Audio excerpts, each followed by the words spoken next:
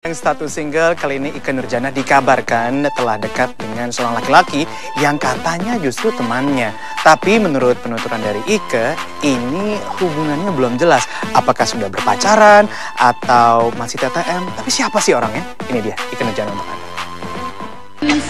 Sayangnya percuma bikin lara hati. Sudah begitu lama penyanyi dangdut Ikke Nurjanah hidup sendiri dengan status single parent yang disandangnya. Tak pernah sekalipun wanita mungil ini menggandeng sesosok pria sebagai kekasihnya. Saat ditemui selesai mengisi acara di Bilangan Jakarta Timur, ibu satu orang anak ini mengaku tengah dekat dengan seorang pria yang tak lain adalah temannya sendiri. Lantas, apakah mereka diam-diam sudah menjalin kasih?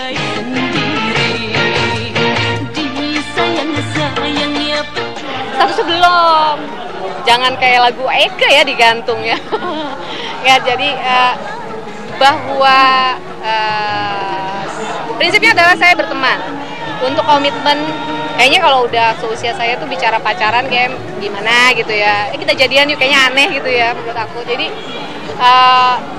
komitmennya adalah harusnya kita pengennya serius. Tapi apakah akan berjalan selanjutnya saya nggak tahu. Komitmennya harusnya serius.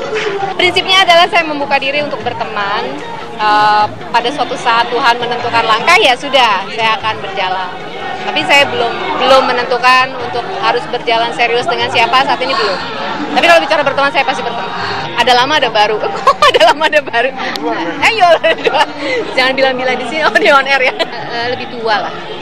Lebih di atas aku lah. Di atas apa di bawah ya? Walau alam, artinya gini.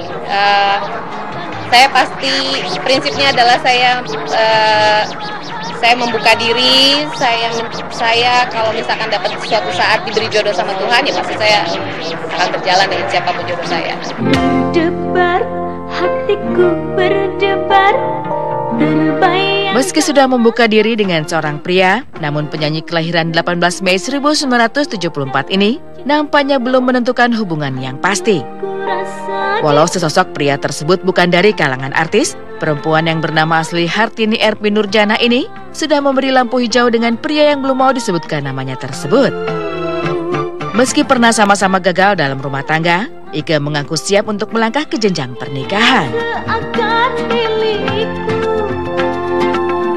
Kalau bisa hari tua saya nggak sendiri.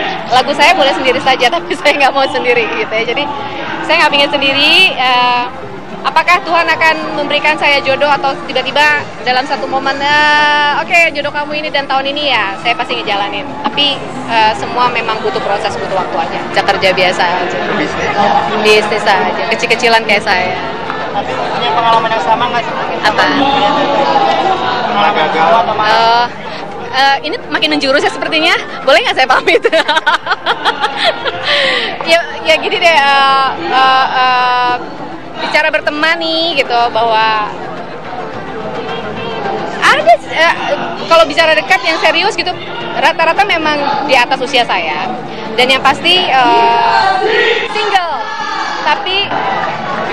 single ini apa nih, single tapi sudah pernah berkeluarga.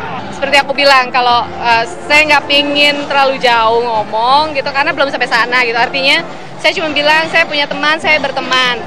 Terus dari teman-teman, dari pertemanan ini saya belum berani bilang menentukan langkah, karena saya kegeeran sendiri, salah kan gitu. Jadi artinya bahwa saya punya niat untuk tidak sendiri di hari tua, bahwa saya membuka diri untuk berteman, dan untuk terlalu jauh ke sana saya pikir itu saya butuh keberanian untuk selanjutnya, karena memang saya harus meyakini bahwa saya siap melangkah. Kalau belum itu saya nggak berani terlalu jauh. Ya pasti kita sama-sama dewasa. Mudah-mudahan aja sih perjalanan kenal itu menjadi sesuatu yang positif lah.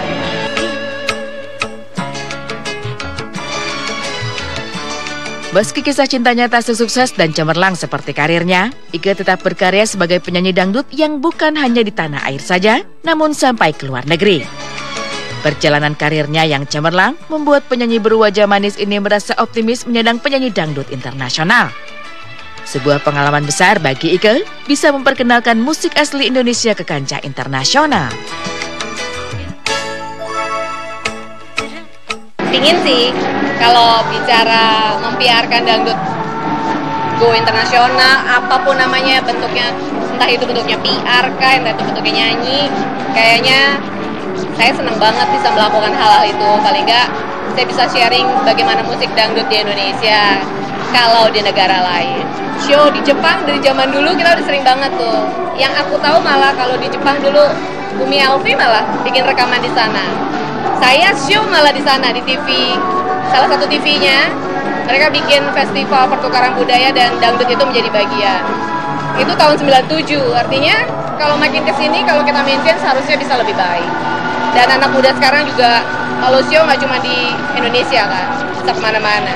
Entah itu di Asia, Eropa, atau di Amerika. Kebetulan aku pernah ke sana dan aku merasakan sendiri antusias mereka dan concern mereka, dan mereka juga terjun gitu. Bagaimana mereka bisa main musiknya, mereka mempelajari cengkoknya, mereka mempelajari lagu-lagunya gitu. Wah, itu buat aku kebanggaan tersendiri ya buat kita gitu. Mereka mau mendalami.